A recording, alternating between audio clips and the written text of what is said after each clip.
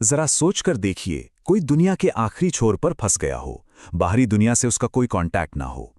यही कहानी है सर अर्नेस्ट शैकल्टन और उनके साथियों की। एक ऐसा सफर जो शुरू तो हुआ था बड़े मकसद के साथ, लेकिन जल्द ही वो इंसानी हिम्मत का सबसे बड़ा इम्तिहान बन गया। यही वो सवाल था जो सर अर्नेस्ट शैकल्टन के सामने खड़ा था।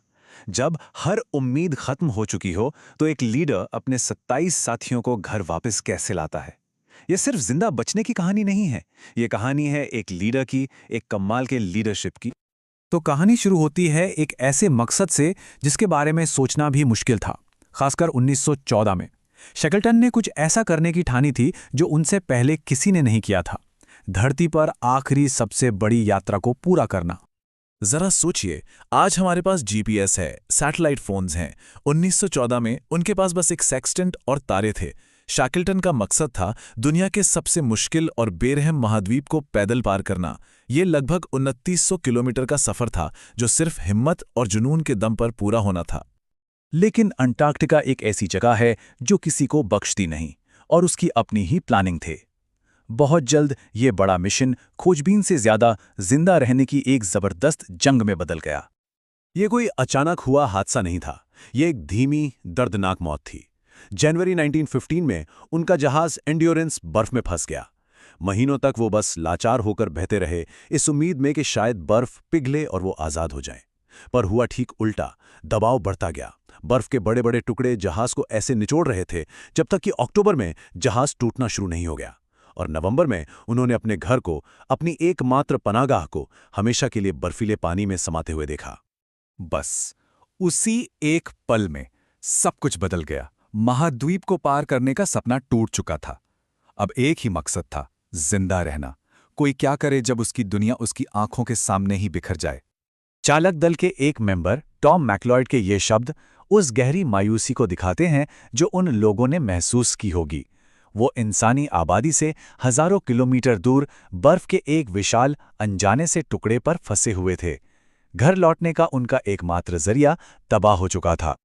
जहाज के डूबने के साथ ही उनकी आजमाइश का अगला और शायद सबसे मुश्किल दौर शुरू हुआ।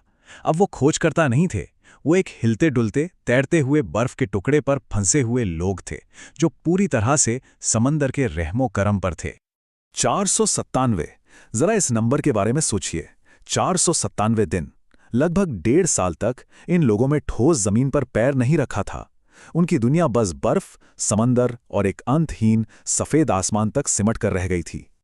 उन्होंने एक टेम्पररी कैंप बनाया जिसका नाम उन्होंने ओशन कैंप रखा, लेकिन ये कोई घर थोड़ी था।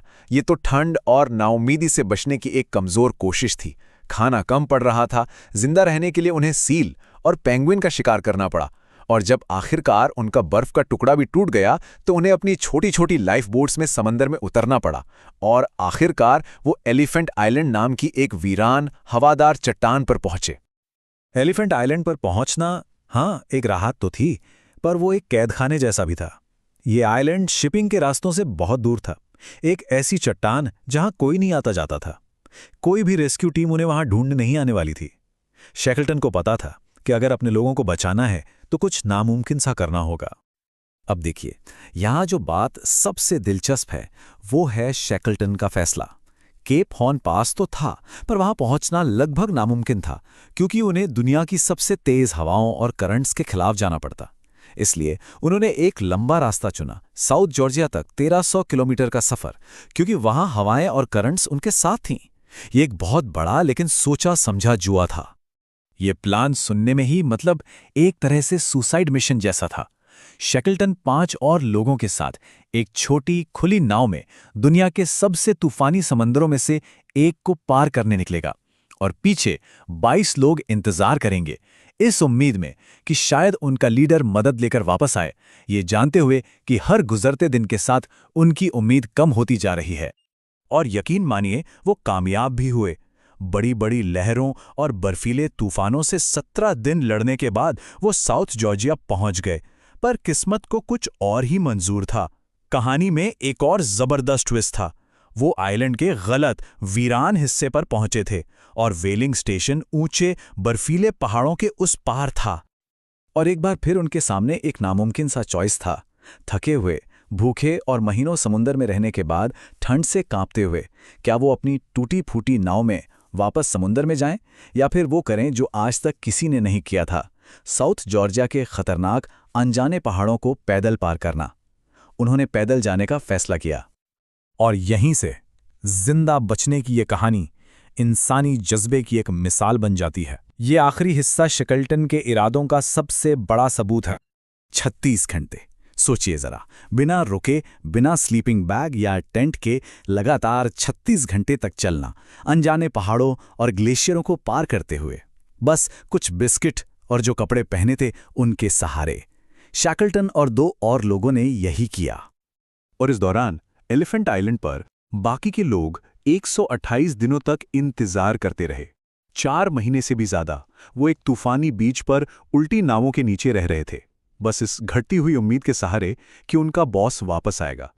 लेकिन शैकल्टन अपने आदमियों को छोड़ने वालों में से नहीं थे। व्हेलिंग स्टेशन पहुंचने के बाद उन्होंने अपने लोगों तक पहुंचने के लिए दिन रात एक कर दिया। 4 बार उन्होंने रेस्क्यू की कोशिश की और चारों बार समंदर की मोटी बर्फ ने उन्हें वापस भेज दिया, पर उन्होंने हार नहीं मानी। और आखिरकार 30 अगस्त 1916 को वो कामयाब हुए। जब वो एलिफेंट आइलैंड के किनारे पहुंचे तो शैकल्टन ने चिल्लाकर पूछा, क्या तुम सब ठीक हो? और नीचे से जवाब आया, हम सब ठीक हैं। पूरे के पूरे 22 लोग जिंदा थे। और ये आखिर में सबसे जरूरी नंबर है, 0।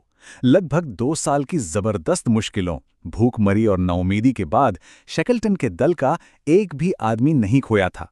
वो उन सबको घर ले आए। तो ये कहानी इस सवाल पर खत्म होती है। शैकल्टन अंटार्कटिका पार करने के अपने असली मकसद में तो नाकाम रहे, लेकिन जब हम इस कमाल की लीडरशिप और हर एक जान बचाने के इस अटूट जज्बे को देखते हैं तो सोचना पड़ता है कि कामयाबी का असली मतलब आखिर है क्या।